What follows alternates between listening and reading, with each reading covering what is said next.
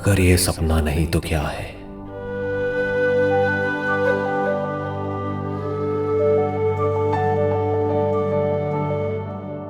खुद ही में खुद को देखता,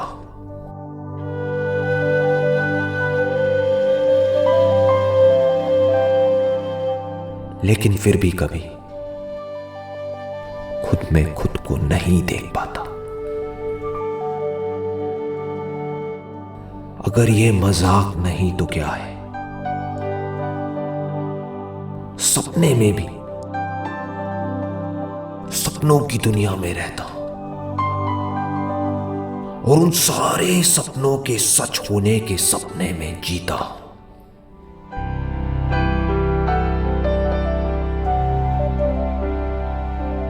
अगर ये सपनों की लहर नहीं तो क्या है?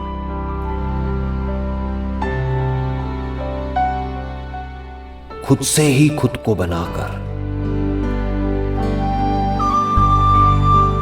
खुद ही से खुद को मिटाकर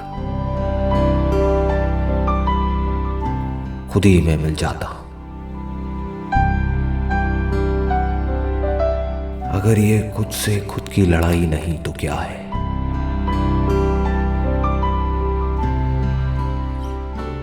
जागना तो चाहता हूं, मगर डर है कि अपना सब कुछ खो दूंगा। अब करूं तो क्या करूं? इसमें भी कोई शक नहीं कि खुद को खोकर मैं खुद को पालूंगा।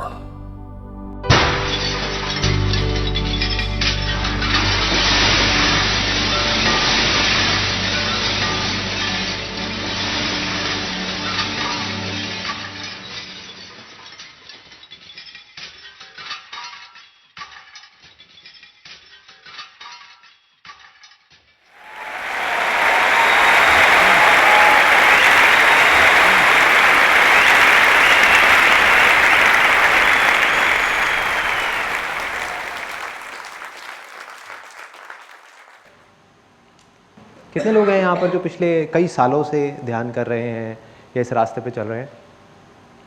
बहुत सारे लोग, ऑलमोस्ट सारे। ऐसा कुछ भी नहीं है जो मैं आपको सिखा सकता हूँ या बता सकता हूँ, क्योंकि जब यहाँ पर हम चलते हैं तो हर एक के एक्सपीरियंसेस एक दूसरे से बिल्कुल अलग अलग होते हैं। तो मैं सिर्फ एक काम कर सकता हूँ, या तो मैं आपके जो क्वेश्चंस हैं या जो भी आप मुझसे पूछने वाले हैं उसमें से कुछ सीख सकता हूँ, या फिर अपने एक्सपीरियंसेस आपके साथ में शेयर कर सकता हूँ। और वही आज होगा। मैं अपने एक एक करके अपने जो एक्सपीरियंसेस हैं वो आपके साथ में शेयर करूँगा।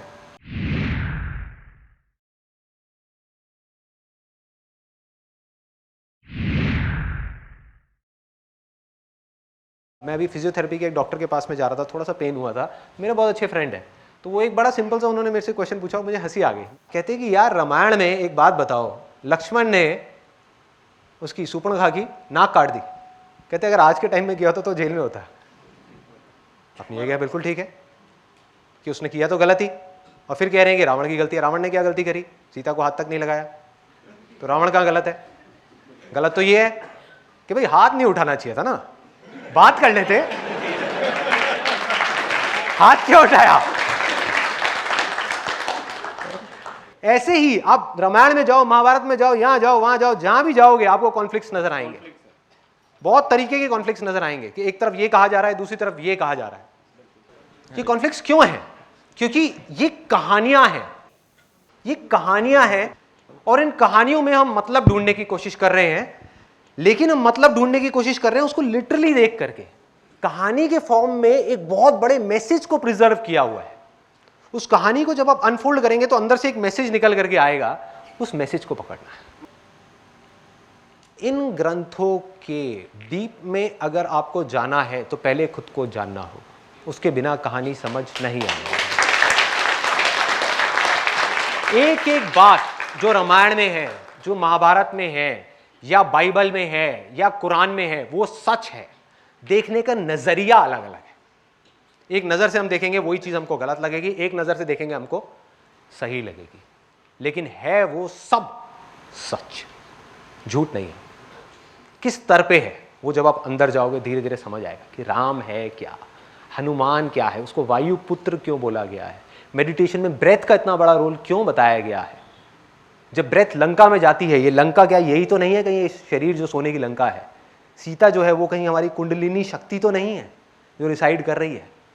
और जब हनुमान लंका में पहुंचता है तो लंका में आग क्यों लगती है, जब ब्रेथ हमारी पूरी बॉडी को जलाती है तो तप क्यों बोलते हैं उसको, ये क्यों बोलते हैं कि शरीर को तपाना पड़ेगा, और तपाने से क्या होता है, ये शरीर कहां जाता है, बाण यहीं क्यों लगना चाहिए रावण के, कहीं और क्यों नहीं, यहां पर ऐसा क्या है, इस चक्र में ऐसा क्या है, कहीं ये अग्नि का चक्र तो नहीं है, कहीं अग्नि से रूप तो उत्पन्न नहीं होता, कहीं हमारा सारा रूप इसकी वजह से तो नहीं है, अगर यहां बाण लगा तो क्या होगा, राम नाम में ज्यादा ताकत है या राम में ज्यादा ताकत है। रामायण में अगर आप ध्यान से देखोगे एक बड़ा मजेदार इंसिडेंट है, उससे आपकी पूरी रामायण ढह जाएगी पानी की तरह।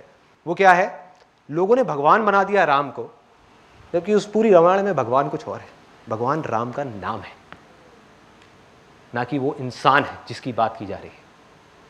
Getting my point. एक बार उसका एक छोटा सा किस्सा है, जब जा करके वो पत्थर फेंक रहे होते हैं राम राम लिख करके, उसमें राम भगवान खुद जा करके एक पत्थर को उठा करके फेंकते हैं समुद्र में और वो डूब जाता है। क्या मतलब है, राम नहीं है, राम नाम नहीं है।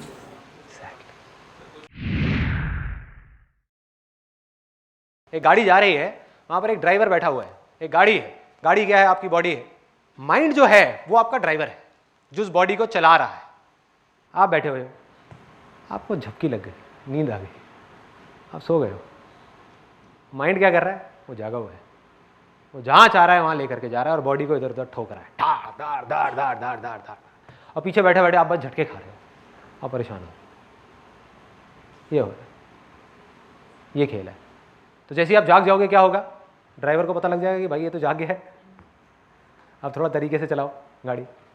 अब आप अगर उसको कहोगे कि तूने ये करना है तो वो ये करेगा, वो करना है तो वो करेगा, उस गाड़ी को जहाँ लेकर के जाना है वहाँ लेकर के जा सकते हो, जो चाहे वो कर सकते हो। ये तो आप कौन हो, जो पीछे बैठे हो, आप मालिक हो, मालिक नौकर बन गया, नौकर मालिक बन गया, ये जड़ है सारी की सारी प्रॉब्लम।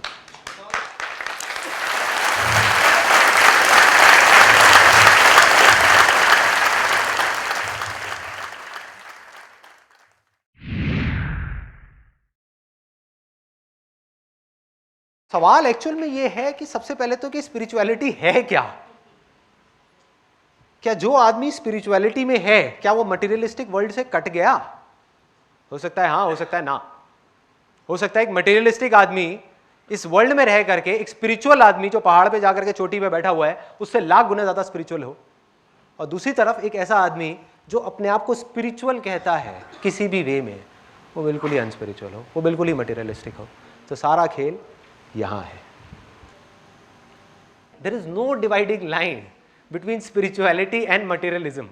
ये सिर्फ हमारे मन के वहम है, हम खुद अपनी एक इमेजिनरी एक वर्ल्ड क्रिएट कर रहे हैं, और क्रिएट करके अपनी ईगो को बढ़ाने के लिए या तो हम बोल रहे हैं कि हम स्पिरिचुअल हैं या हम बोल रहे हैं कि हम मटेरियलिस्टिक हैं। आप किसी को दिखाने के लिए कर रहे हो या फिर सच में आप कट चुके हो उसमें रहते हुए भी। अच्छा, जैसे कमल खिलता है, कमल का क्या सिंबल है, कीचड़ के अंदर से कमल खिल रहा है, क्या आप उस तरीके से हो, और ये कीचड़ क्या है, कहीं ये दुनिया ही कीचड़ तो नहीं है, और इसमें से खिलना, इससे हल्का सा ऊपर उठना, क्या यही स्पिरिचुअलिटी है, या इसमें रमे रहना और उसको स्पिरिचुअलिटी का नाम देना, मटेरियलिस्टिक चीजों का नाम देना, रिलीजन का नाम देना, भगवान का नाम देना, क्या वो स्पिरिचुअलिटी है? अभ्यास आपका राइट है, आप कर सकते हो, यही करना है। वैराग्य आप नहीं कर सकते, वो होता है अपने आप अभ्यास के थ्रू। कंसंट्रेशन किसी भी चीज पे, किसी भी काम पे, चाहे बाहर चाहे अंदर, आप कर सकते हो। मेडिटेशन आप नहीं कर सकते, मेडिटेशन में जा सकते हो। कोई अगर आपको कहता है ना कि मैं मेडिटेशन कर रहा हूं, इसका मतलब वो कंसंट्रेशन कर रहा है, ध्यान नहीं कर रहा। ध्यान में आप चले जाते हो, जब कुछ करना ना पड़े, अपने आप होने लग जाए, तब आप ध्यान की उसमें हो अवस्था में। सो अब ये वैराग्य होता क्या है, अगर आप किसी चीज को छोड़ने की कोशिश कर रहे हो तो आपको छोड़ने से अटैचमेंट हो गई है, इसको भी छोड़ना है। तो चीजें छूटती कैसे हैं? ये वैराग्य है क्या? अभ्यास करते करते करते करते करते करते करते करते एक ऐसी स्टेट आ जाती है जब आप आगे बढ़ते हो। मटेरियलिस्टिक वर्ल्ड में देखो चीजें कैसे छूटती हैं, ऐसी स्पिरिचुअल वर्ल्ड में छूटती है। आज आपके पास में साइकिल है, बाइक है, स्कूटर है, क्या है आपके पास में? बाइक है। तो अगर आपको कोई आ करके देगा कि भैया मेरी साइकिल ले ले और अपनी बाइक मुझे दे दोगे? नहीं दोगे। गाड़ी देगा तो हाँ फिर तैयार है। गाड़ी बढ़िया गाड़ी है यार, बढ़िया ब्रांड न्यू गाड़ी, एक्सचेंज हो जाएगी। गाड़ी आपको मिल गई, सपोज सेंट्रो मिल गई, कल को कोई आता है और बढ़िया आपको गाड़ी दे देता है, होंडा सिटी दे देता है, कर लोगे एक्सचेंज सेंट्रो से? कर लोगे। तो आपने क्या किया? सेंट्रो को छोड़ दिया और होंडा सिटी को पकड़ लिया। इसी को वैराग्य बोलते हैं। जब भी हमको कोई बड़ी चीज मिल जाती है तो छोटी अपने आप ही छूट जाती है, छोड़नी नहीं पड़ती। जिसके पास में सिर्फ बाइक है उसको आप बोलोगे मेरे को अपनी बाइक दे दे, आप अपनी जान लगा दोगे, अपनी बाइक नहीं दोगे, लड़ पड़ोगे उस आदमी से। 4 लोग भी आ जाएंगे, आप बाइक को नहीं छोड़ोगे, लेट जाओगे वहां सड़क पे, बाइक नहीं छोड़ूंगा, है ना? और गाड़ी मिल गई तो बाइक छूट गई। गाड़ी के बाद में जेट प्लेन मिल गया तो क्या आपको गाड़ी की टेंशन रहेगी? नहीं। फिर आप जेट को नहीं छोड़ोगे। जब जेट से भी बड़ा कुछ मिल गया तो जेट अपने आप छूट जाएगा। ऐसे ही स्पिरिचुअलिटी में समझ आने की बात है ना। Spirituality is nothing but understanding of the truth. जैसे जैसे आपकी समझ बढ़ती चली जाएगी, इसी को कॉन्शियसनेस बोला गया, इसी को नॉलेज बोला गया, अलग अलग नाम से उसको बोला जा रहा है। नॉलेज कहां से आती है? कॉन्शियसनेस के स्तर के बढ़ने से। जितनी आपकी अवेयरनेस, आपकी समझ, आपकी अंडरस्टैंडिंग इस दुनिया की बढ़ती चली जाएगी तो जो छोटी मोटी चीजें हैं वो अपने आप ही छूटती चली जाएंगी, छूट जाएंगी, छोड़नी नहीं पड़ेगी, छोड़ भी नहीं सकते। जब परम आनंद मिल गया तो छोटी छोटी चीजों में आपको कहां आनंद आएगा?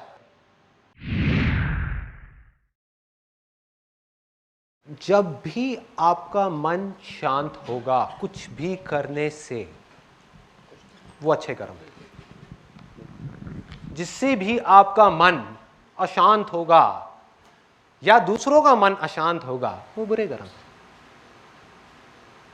अगर इसका मैं बेस बताऊं, बेस कि क्या करना है और क्या नहीं करना, जो भी इस कैटेगरी में फॉल होता है वो अच्छे कर्म है, जो इस कैटेगरी से बाहर है वो सब बुरे कर्म है। वो क्या है? सबसे पहला सेल्फ इंक्वायरी, सबसे अच्छा कर्म है। इससे अच्छा दुनिया का कोई कर्म नहीं हो सकता। स्पिरिट ऑफ इंक्वायरी, वो इंक्वायरी की स्पिरिट क्या है कि मैं हूं कौन।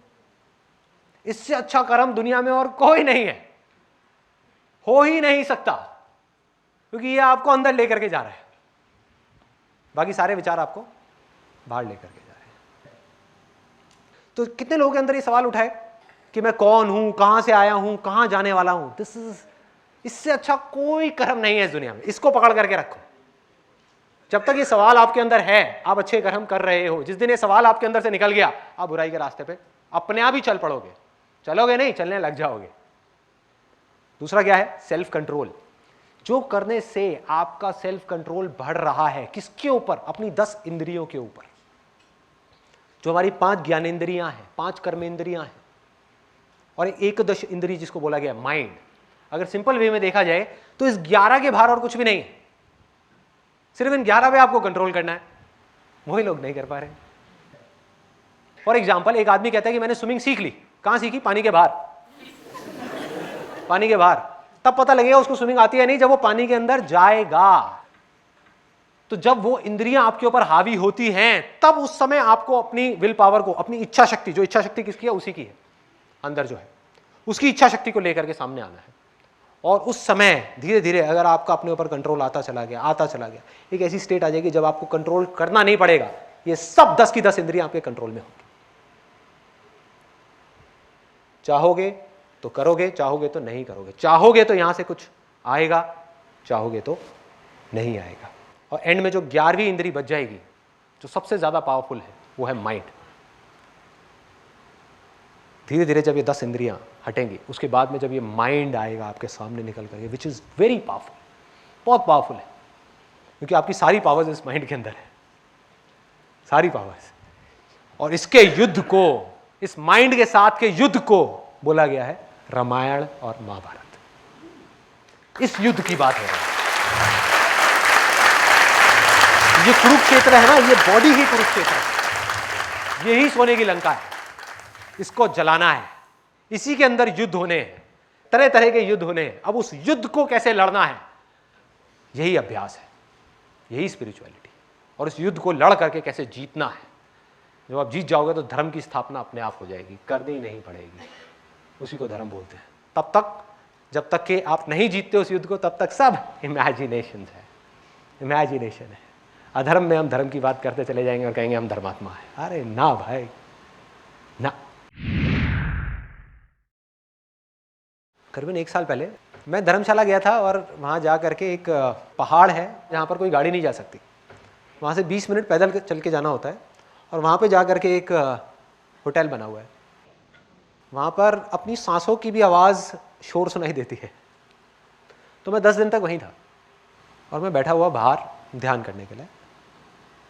शाम को करने बैठा था करीबन 4-5 बजे, और 7-8 बज गए, 9 बज गए, मुझे नहीं पता कितना क्या टाइम हो रहा था, रात हो गई थी। और रात होते होते वहाँ पर बहुत तेज़ मेरे कानों के अंदर एक झिंगुर की आवाज़ सुनाई देने लगी। झिंगुर पता है सबको क्या होता है, जंगल में नहीं होता वो गर्र करके वो आवाज़ें आती हैं।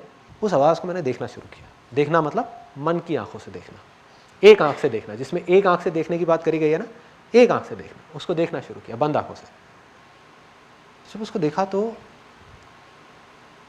वो एक आवाज़ नहीं थी, वो 2 आवाज़ें थी। 2 के बाद में और दिखी, फिर और दिखी, फिर और दिखी, उसके अंदर कई आवाज़ें थी। उस एक झिंगुर की आवाज़ में बहुत सारी आवाज़ें थी। उस आवाज़ को तोड़ा तो समझ आया कि ये एक आवाज़ नहीं है, एक लग रही थी, एक नहीं है, उसके अंदर बहुत सारी आवाज़ें हैं। जैसे एक वीडियो देखते हैं, वीडियो में 1 सेकंड में 25 फ्रेम निकल जाते हैं, 25 स्टिल फोटोग्राफ्स निकलती है। देखने में क्या लगता है कि मैंने 1 सेकंड देखा, जबकि 25 फ्रेम निकल गए। सोचो अगर उसको स्लो मोशन में कर दिया जाए तो आपको समझ आएगा कि ये हो क्या रहा है, फिल्म चल कैसी रही है। तो जैसा आप फिल्म के बारे में सोच रहे हो और जो फिल्म है उसमें फर्क आता चला जाएगा। ऐसे ही आवाज़ में है, ऐसे ही हर चीज़ में है, ऐसे ही स्मेल में है, हर चीज़ में है। जो भी हमारी इंद्रियां हैं, जो हम सोच रहे होते हैं, जैसा हमको दिख रहा होता है वो कुछ और होता है, रियलिटी कुछ और होती है। ये हमारी माइंड की परसेप्शन होती है जो उसको इंटरप्रेट करके उस साउंड को देती है। जैसे ही मेरा ध्यान उस आवाज़ पे जा रहा था, वो एक्सपैंड करती चली जा रही थी, बढ़ती चली जा रही थी। ध्यान हटा, वहां से दूसरी आवाज़ की तरफ आया जो बेस था, जिस आवाज़ के ऊपर ये आवाज़ टिकी हुई थी, तो आवाज़ गायब। गायब कहां से आई, कहां गई, पता नहीं। तो जब तक मैं देख रहा था बहुत सारी आवाजें थी, जो आवाजें एक उस आवाज में से निकल करके आ रही थी, उसी में से आई, उसी में से गई, उसी में से आई, उसी में से गई। उसको भी देखना बंद किया तो मैं भी नहीं था, कुछ नहीं था, कुछ नहीं। तो इस एक्सपीरियंस से मुझे क्या समझ आया, ये चीज हो गई। और कई बार क्या होता है कि वो चीज हो जाती है, यहीं पे सेल्फ इंक्वायरी का बहुत बड़ा रोल आता है। जो मैंने आपको कहा ना, सेल्फ इंक्वायरी, हर चीज को समझना है, सिर्फ एक्सपीरियंस नहीं करना, उसको समझना भी है कि क्या है, क्यों है, कैसे है, क्या हो रहा है, कैसे हो रहा है। तो उस समय नहीं समझ आया, उस समय तो बस ये एक्सपीरियंस रजिस्टर हो गया। लेकिन जब बाद में इसके बारे में मैंने समझने की कोशिश करी तो मेरे को 2 चीजें मोटी मोटी समझ में आई। एक ये कि जब भी हम अपना ध्यान किसी भी चीज की तरफ लगा देते हैं, चाहे वो आवाज हो, चाहे वो लाइट हो, चाहे वो कुछ भी हो, वो एक्सपैंड करने लग जाती है, वो बढ़ने लग जाती है। दूसरी चीज जो समझ आई कि वो आवाज थी, मुझे लगता क्या था कि वो आवाज है, इसलिए मैं उस आवाज को सुन रहा हूं। जबकि सच्चाई क्या थी कि मैं सुन रहा था, इसलिए वो आवाज थी।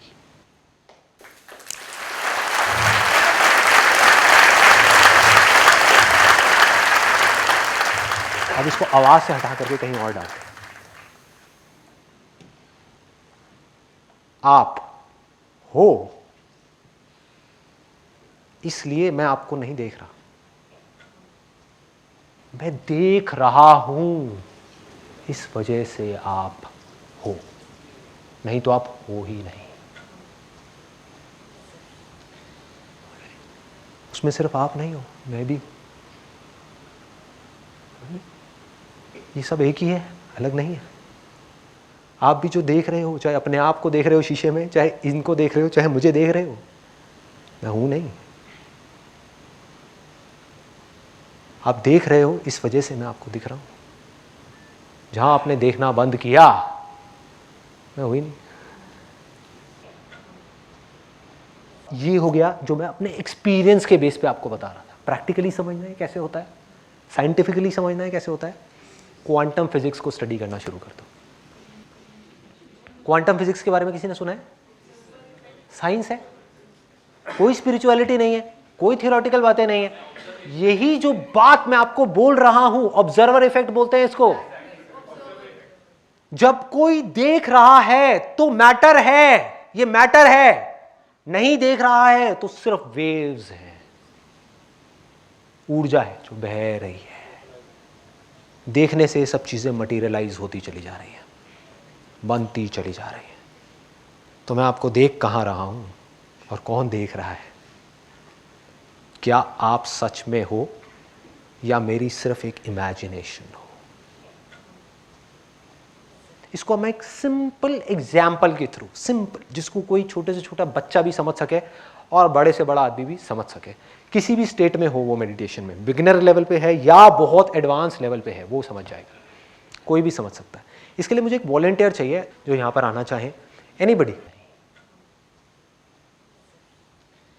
आप आंखें बंद कर लीजिए। अब ना जो मैं कहूंगा उसको आपको इमेजिन करते चले जाना है। अब जो मैंने अभी आपको कहा है ना, उसका लाइव आप एक एग्जाम्पल देखने वाले हैं।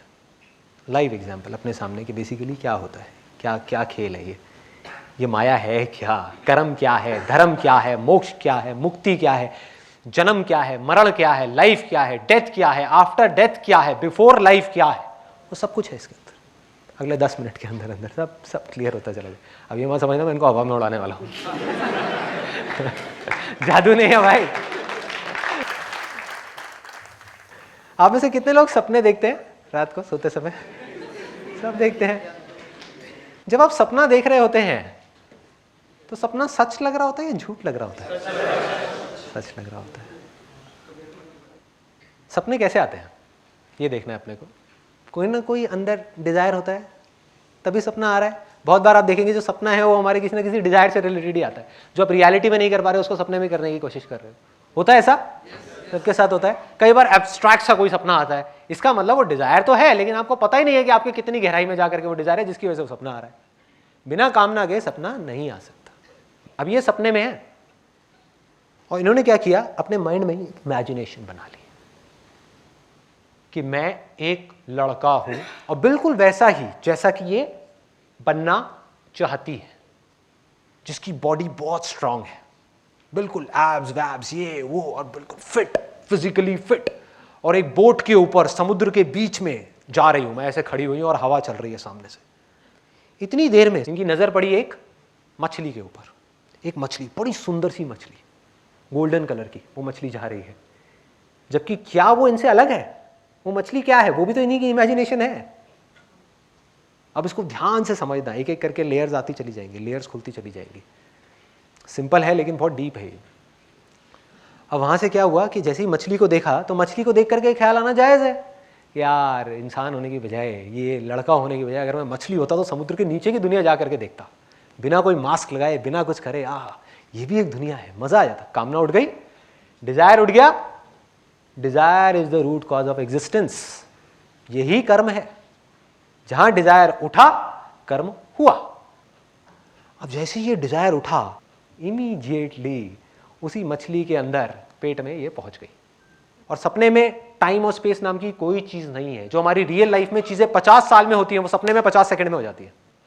तो क्या हुआ, इमीडिएटली इनके अंदर वो आया, उसके अंदर पेट में वो पहुंची और वहां से वो निकली और फटाफट से बड़ी हुई और तैर रही है। अब ये क्या बन गई?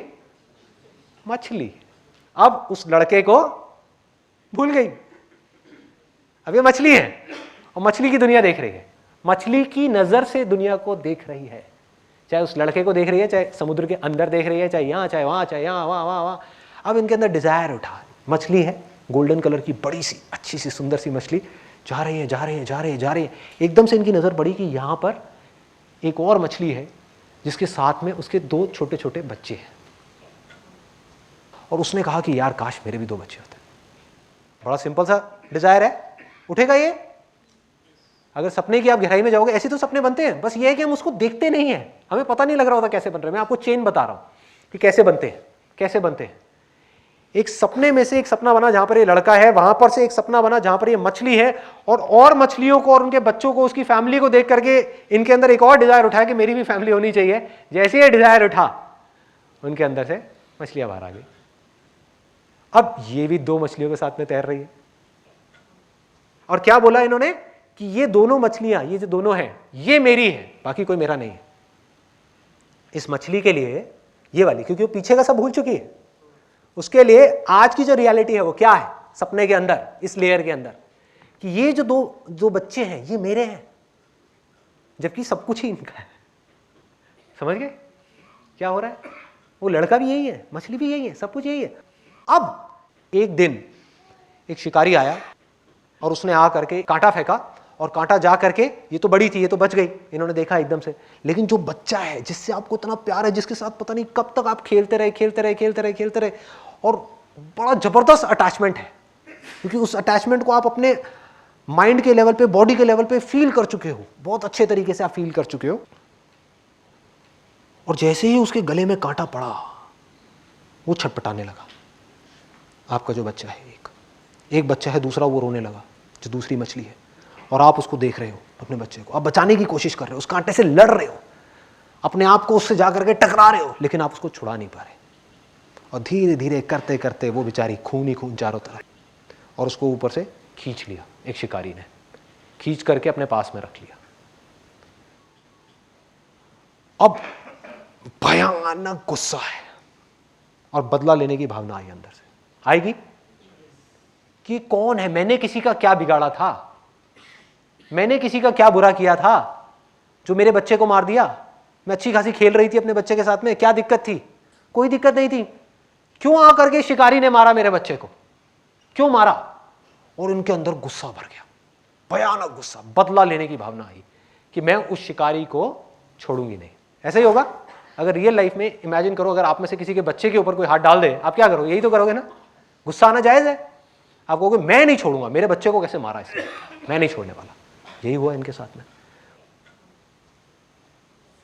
तो सपनों की एक लेयर में से दूसरी लेयर में से एक और लेयर निकल गई, और हर लेयर अपने आप में एक कंप्लीट यूनिवर्स है, एक कंप्लीट दुनिया है।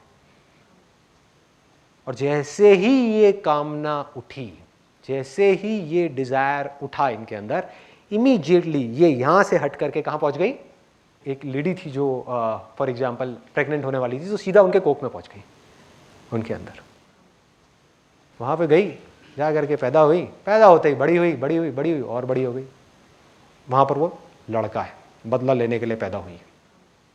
उसने जा करके मारा उस शिकारी को, और वो शिकारी मर गया। और अब हुआ क्या कि वो शिकारी जिसने एक मछली के बच्चे को मारा था, वो कांटा फेंका था, वो कौन था? वही आदमी जो उस नाव पे चल रहा था। समझ आ रहा है? वो पहला, यहां से क्या बनी थी? एक लड़का बनी थी जिसकी बॉडी बहुत स्ट्रांग थी, जो बोट पे जा रहा था। क्या था वो? वही तो शिकारी था, वही तो है वो शिकारी जिसको बूढ़ा होने के बाद में मारा गया है।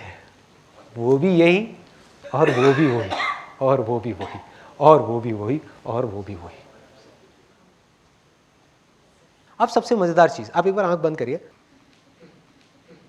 ये जो पूरी दुनियाएं क्रिएट हुई है, यहां से यहां, यहां से यहां, यहां से यहां, यहां से यहां, ये सब कहां है?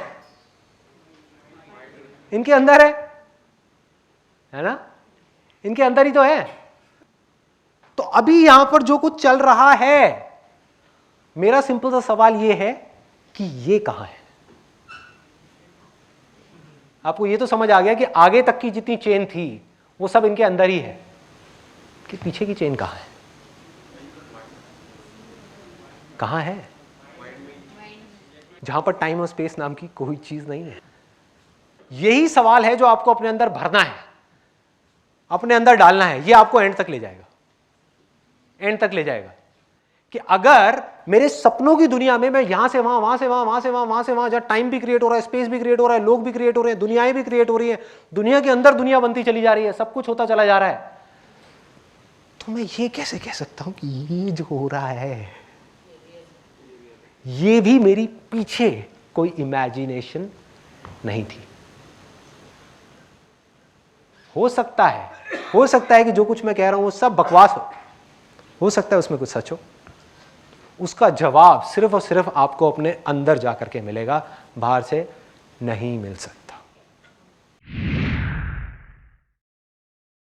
I don't believe in the word God, I believe in God which is nameless. For example, एक आदमी है जो यहां पर पहुंच गया है ना, और अपने आप को शीशे में खड़े होकर के देख रहा है। खड़े आप भी वही हो, देख आप भी रहे हो, फर्क क्या है, उस शीशे पे धूल जमी हुई है। अब उसकी सारी धूल हट गई, अब वो खुद को देख रहा है, खुद के निराकार रूप को देख रहा है, जो बेस है हर चीज का। सब कुछ बदल रहा है लेकिन वो नहीं बदल रहा, वो वहीं का वहीं है, बिल्कुल स्टिल है, और उसी के अंदर सब कुछ हो रहा है। और आप जब उसको देख रहे हो तो कोई उसको देख करके बोल रहा है कि ये परमात्मा है, कोई कह रहा है कि हम इसके बच्चे हैं। बिल्कुल ठीक है, क्यों नहीं है? ये कहना गलत होगा? गलत क्यों है? यहीं से तो आप आए हो ना। उसी रिफ्लेक्शन में जब खुद को देख रहे हो, जब आप खुद के दर्शन कर रहे हो, तो आपको यह लग रहा है कि वो अलग है, क्योंकि आप खुद को कभी नहीं देख सकते। लेकिन जिस प्योरिटी में जाकर के लास्ट स्टेट में आप खुद को देख रहे हो, तो वो आप खुद ही हो। डीपर रियलाइजेशन आपको है, लेकिन आपको लग रहा है कि इसके बियॉन्ड भी कुछ है। तो कोई कह रहा है कि ये भगवान है जो दिख रहा है, जो निराकार है, जो ये है, जो वो है, और वो बिल्कुल ठीक कह रहा है, क्योंकि अब वो डिपेंड करता है किस वे में कह रहा है। वो कह रहा है कि इस बॉडी के लेवल से जब मैं उसको देख रहा हूं, तो एक लहर को अगर देखा जाए तो लहर समुद्र का बच्चा ही हुई ना। तो वो कह रहा है I am the son of God, मैं बच्चा हूं और वो भगवान है, वो सच कह रहा है। कोई कह रहा है भगवान ने दुनिया बनाई है, बिल्कुल सच है, भगवान ही है रहा।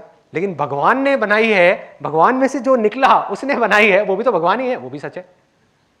झूठ किसे कहोगे?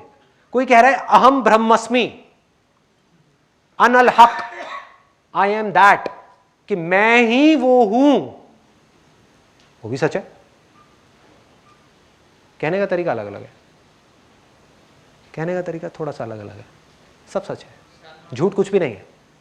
कहने का तरीका अलग अलग है।